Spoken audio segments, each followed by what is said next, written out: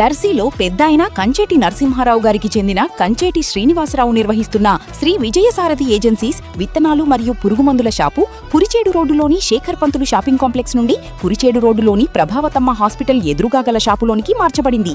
రైతు సోదరులు ఈ మార్పును గమనించి యథాతథంగా సహకారం అందిస్తారని కోరుతున్నాము. ఇట్లు ప్రొప్రైటర్ కంచేటి నరసింహారావు, కంచేటి శ్రీనివాసరావు.